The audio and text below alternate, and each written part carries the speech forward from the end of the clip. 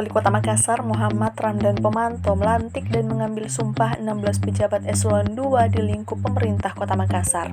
Uniknya, mereka dilantik di dermaga Pelabuhan Soekarno-Hatta berlatar belakang kapal isolasi apung, Senin 26 Juli 2021 kemarin. Mereka yang dilantik sebelumnya mengikuti seleksi uji kepatutan dan kelayakan atau job fit yang digelar pemerintah Kota Makassar pada Juli lalu.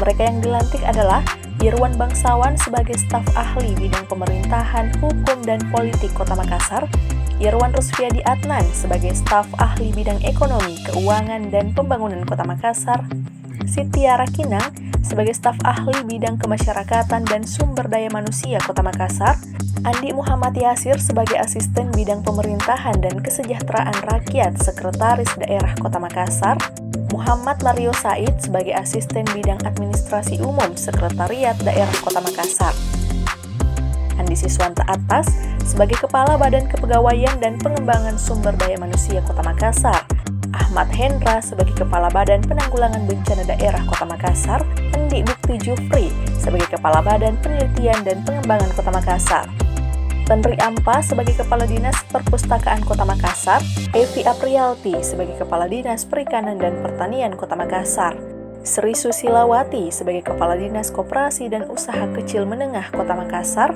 Nilma Palamba sebagai Kepala Dinas Ketenagakerjaan Kota Makassar, Fatur Rahim sebagai Kepala Dinas Kearsipan Kota Makassar, Iman Hud sebagai Kepala Dinas Perhubungan Kota Makassar, dan terakhir Sainal Ibrahim sebagai Kepala Badan Kesatuan Bangsa dan Politik Kota Makassar.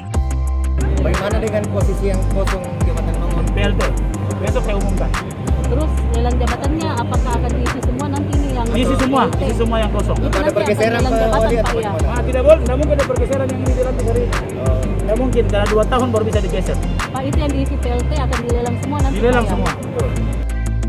Ke-16 pejabat ini dilantik berdasarkan surat dari Menteri Dalam Negeri nomor 821/3964/SJ per tanggal 19 Juli 2021 yang disetujui Kepala Aparatur Sipil Negara dan dituangkan dalam Surat Keputusan Wali Kota nomor 821.22-1923/2021. Dari Kota Makassar, Muhammad Iqbal, Fajar.co.id melaporkan.